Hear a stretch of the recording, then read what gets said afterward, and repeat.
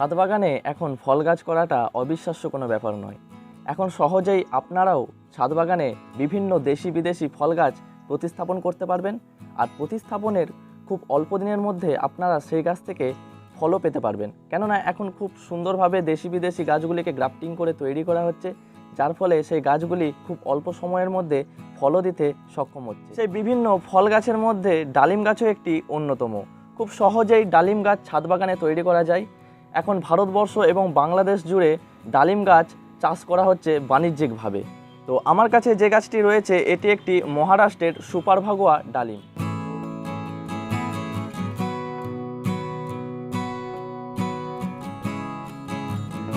এই গাছটিকে আমি 6 মাস আগেই প্রতিস্থাপন করেছিলাম এই 10 ইঞ্চি টবের মধ্যে। তো এখন আমি এই গাছটিকে একটু বড় টবে প্রতিস্থাপন করব, কেননা এখন বিভিন্ন গাছের রিপোর্টিং করার সময়, তো ডালিম গাছেরও ক্ষেত্রে এখন রিপোর্টিং করার সময়। কেননা এই সময় যদি একটু বড় টবে আমি রিপোর্টিং করে দিই, কেননা আমার এই টবটি খুব ছোট হয়ে গিয়েছে, এই টবে যদি আমি এই মরশুমটা রেখে দিই তাহলে কি হবে, এই মরশুমে আমি আর ফল পাবো না। কেননা এই 10 ইঞ্চি টবের মধ্যে বিভিন্ন শেকড়ে ভর্তি হয়ে গেছে গাছটি, তো গাছটির বৃদ্ধি হবে না। আর এই সময় অর্থাৎ ফেব্রুয়ারি মাস চলছে, ফেব্রুয়ারি মাসের পর মার্চ মাসে যদি আমি এটি রিপোর্টিং করতে না পারি তাহলে এই মরশুমে এই গাছ থেকে বিভিন্ন নতুন নতুন ডালপালা ছাড়বে না। আর নতুন নতুন ডালপালা যদি না ছাড়ে তাহলে কি হবে, এই গাছটি থেকে আমার ফলনও হবে না। তো আমি কি করব, এই গাছটিকে রিপোর্ট করব, অর্থাৎ এই 10 ইঞ্চি টব থেকে আমি বের করে এটিকে আমি 12 ইঞ্চি টবে প্রতিস্থাপন করব। যেহেতু আমি 12 ইঞ্চি টবে এই গাছটিকে প্রতিস্থাপন করব, তো তার জন্য আমি কিভাবে মাটি তৈরি করেছি এই ডালিম গাছের জন্য আর কিভাবে আমি পরিচর্যা করব, তো ধাপে ধাপে আপনাদের এই ভিডিওর মাধ্যমে আমি বলবো। তো আপনারা ভিডিওটা শেষ পর্যন্ত দেখতে থাকুন, কেননা ডালিম গাছ এমনই একটি গাছ, আপনারাও যদি এই ডালিম গাছ একটি ছাদ বাগানে প্রতিস্থাপন করেন তাহলে খুব সহজেই ডালিম আপনারা পেতে পারবেন আপনাদের ছাদ বাগান থেকেই। তো ডালিম গাছের কিছু গুরুত্বপূর্ণ পরিচর্যা থাকে, তো ধাপে ধাপে আমি সেই পরিচর্যাগুলো আপনাদের বলবো। তো আপনারা ভিডিওটিকে স্কিপ করবেন না, আপনারা ভিডিওটি শেষ পর্যন্ত দেখতে থাকুন। আমি রয়েছি পলাশ, আর আপনারা দেখছেন আপনাদের সব থেকে প্রিয় চ্যানেল, গার্ডেন বিষয়ক চ্যানেল টিউটোরিয়াল গার্ডেনিং। তো প্রতিস্থাপন করার জন্য আমি মাটিটা কিভাবে তৈরি করেছি, যেহেতু আমার এটি 10 ইঞ্চি টব, তো এই টবটি থেকে আমি এটি 12 ইঞ্চি টবে প্রতিস্থাপন করব। তো 12 ইঞ্চি টবের জন্য আমি মাটি আগে থেকেই তৈরি করে রেখেছি। এই মাটিটা ছিল 50% মাটি আর 50% গোবর সার। আপনারা যদি মাটি তৈরি করেন তাহলে খুব সাধারণভাবে এই মাটি তৈরি করার চেষ্টা করবেন। আর এই সুপার ভাগুয়া ডালিম গাছ বেশি জল পছন্দ করে না, আর মাটিটা পছন্দ করে একটু বেলে দোআঁশ মাটি। তো আমি এই গাছটির জন্য মাটিটা তৈরি করেছি 50% গোবর সার আর 50% মাটি, আর তার সাথে নিয়েছি 1 ভাগ বালি, নদীর সাদা বালি, আর তার সাথে দিয়েছি এই যে এইদিকে দেখতে পাচ্ছেন 1 ভাগ কোকোপিট। যেহেতু এই গাছটি বেশি জল পছন্দ করে না, আবার এই গাছটি বেশি মাটি শুকনো পছন্দ করে না, একটু ময়েশ্চারাইজ করে রাখতে মাটিটাকে আমি একটু কোকোপিট মিশিয়েছি। আর গাছের খাবার হিসাবে নিয়েছি 1 মুঠো হাড় গুঁড়ো, 1 মুঠো নিম খোল, 1 মুঠো সরিষার খোল আর 1 মুঠো শিংকুচি। বাস এইভাবে সাধারণভাবে আমি মাটিটা তৈরি করেছি এই গাছটির জন্য। তো বন্ধুরা, মাটিটাকে আমি খুব ভালোভাবে মিশিয়ে নেব।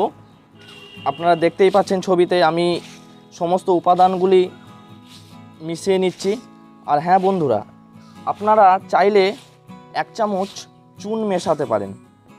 চুন কি করে, আমাদের ক্যালসিয়ামের ঘাটতি মেটায়। যেহেতু এটি ফল গাছ, তো ক্যালসিয়ামের চাহিদা থাকে, তো আপনারা 1 চামচ কলিচুন মেশাতেই পারেন। যেহেতু ডালিম গাছ বেশি জল পছন্দ করে না, তো আমাদের টবের মধ্যে ভালো ড্রেনেজ সিস্টেম তৈরি করতে হবে, যাতে সহজে জলটা টব থেকে বেরিয়ে যায়। তো ড্রেনেজ সিস্টেম তৈরি করার জন্য এই যে আমি নিয়েছি কিছু গ্র্যাভেলস। তো এই টবের ওপরিভাগে আমি দিয়ে দেবো কিছুটা। এই যে টবের যে ছিদ্র থাকে সেই ছিদ্রের ওপরে আমি এইভাবে ছড়িয়ে দিলাম। তো তার ওপর আমি বাড়ি তৈরি করার যে বালি হয়, বালিটা খুব সুন্দরভাবে ছড়িয়ে দেবো। আর উপর থেকে ছড়িয়ে দিলে কি হয়, তাহলে একটা সুন্দর লেয়ার তৈরি হয়ে যায়। আর লেয়ার তৈরি হয়ে গেলে কি হয়, জল দিলে খাদ্য উপাদানগুলি বেরিয়ে যাবে না, আর জলটিও খুব সুন্দরভাবে টব থেকে বেরিয়ে যাবে। এই যে সুন্দরভাবে তৈরি হয়ে গেল। এবার এটিতে আমি মাটি ভরে দেবো।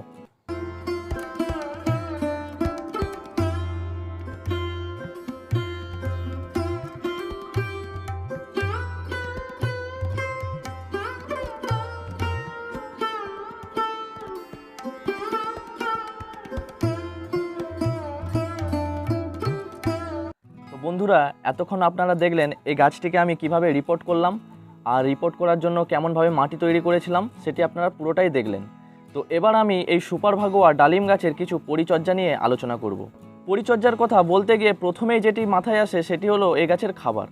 দেখুন বন্ধুরা, আপনারা যদি এই গাছ প্রতিস্থাপন করেন আপনাদের ছাদ বাগানে, তাহলে মাসে একবার আপনারা এটিতে মিক্স ফার্টিলাইজার ব্যবহার করবেন।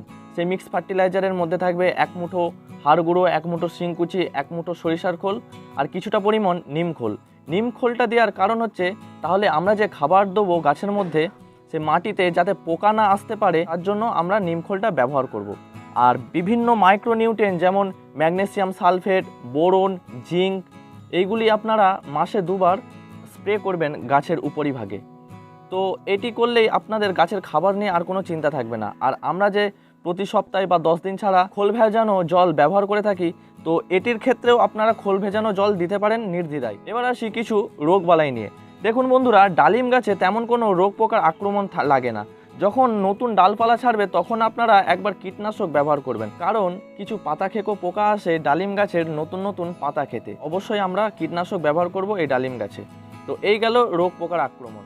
তো বন্ধুরা, এবার আসি সব থেকে ডালিম গাছের জরুরি একটা পরিচর্যা নিয়ে। আর সেই জরুরি পরিচর্যা হচ্ছে ডালিম গাছের ফুল। দেখবেন আপনারা ডালিম গাছে যখন ফুল আসে, ঝাঁকে ঝাঁকে ফুল আসে, কিন্তু সেই ডালিম গাছে ফুলটি ফুটে যাওয়ার পরই প্রায় ঝরে যায়। তো আমরা নানাভাবে এটি চিন্তার সম্মুখীন হই, ফুলগুলি ঝরে গেলে হয়তো আমাদের ফল হবে না, কিন্তু আমরা হাজার চেষ্টা করেও এই ফুলগুলিকে রক্ষা করতে পারি না, ফুলগুলি আমাদের ঝরেই যায়। তো কেন ঝরে যায়? দেখুন বন্ধুরা, ডালিম গাছে যখন ফুল আসে বেশিরভাগ পুরুষ ফুল আসে আর খুব কম সংখ্যায় স্ত্রী ফুল আসে। তো আপনারা যদি পুরুষ ফুল আর স্ত্রী ফুলটাকে ঠিকঠাকভাবে চিনে নিতে পারেন, তাহলে আপনাদের ফুল ঝরা নিয়ে আপনাদের কোনো চিন্তাই থাকবেন না। তো কিভাবে আপনারা এই পুরুষ ফুল চিনবেন, তো সেটি ভালো করে আপনারা এই ছবিতে দেখে নিন। বন্ধুরা, ছবিতে ভালো করে লক্ষ্য করুন, ডালিম গাছেও আপনাদের ঠিক এইভাবেই ফুল আসে ঝাঁকে ঝাঁকে। আমার বাম দিকে ওপরের ছবিটা দেখুন, একটি মাত্র স্ত্রী ফুল রয়েছে। তার নিচে বাঁ দিকে দেখুন একটি মাত্র স্ত্রী ফুল, চারিধারে 3টি পুরুষ ফুল। ডান দিকের ওপরের ছবিটা দেখুন, সবগুলোই আছে পুরুষ ফুল। আর ডান দিকের নিচের ছবিটা দেখুন, 2টি পাশাপাশি পুরুষ ফুল আর মাঝখানে স্ত্রী ফুল। ডালিম গাছে ঠিক এইভাবেই ফুল আসে। আপনারা যতই পরিচর্যা করুন না কেন, এই পুরুষ ফুলগুলো ঝরে পড়বেই, আর স্ত্রী ফুলগুলো থেকেই ডালিম তৈরি হবে। স্ত্রী ফুলগুলো দেখুন উল্টানো ঘটের মতো, আর পুরুষ ফুলগুলো উল্টানো ঘণ্টির মতো। তো আপনারা যতই পরিচর্যা করবেন না কেন, এই পুরুষ ফুলগুলো ঝরে পড়বেই। তো ঠিকঠাকভাবে যদি আপনারা স্ত্রী ফুলের পরিচর্যা করতে পারেন, তাহলে স্ত্রী ফুল থেকে ডালিম তৈরিই হবে। তো বন্ধুরা, আপনারা ছবিতে দেখলেন কোনটা স্ত্রী ফুল আর কোনটা পুরুষ ফুল। তো বন্ধুরা, এই গাছটিতে আমার প্রচুর পরিমাণে ফুল এসেছিল, তো বেশিরভাগ পুরুষ ফুল এসেছিল, মাত্র 3টি আমার স্ত্রী ফুল এসেছিল। তো আমি সেই 3টি স্ত্রী ফুলের পরিচর্যা করেছিলাম। দেখুন তার আপনারা উদাহরণ দেখতে পাচ্ছেন, 3টি খুব সুন্দর আমার বড় বড় ডালিম হয়েছে। তো সারা বছরই ডালিম গাছের ফুল আসতেই থাকে এবং সারা বছরও ডালিম হতেই থাকে। তো এই সময় অর্থাৎ মার্চ মাসের শুরু করে ডালিম গাছে প্রচুর পরিমাণে ফুল আসতে শুরু করে।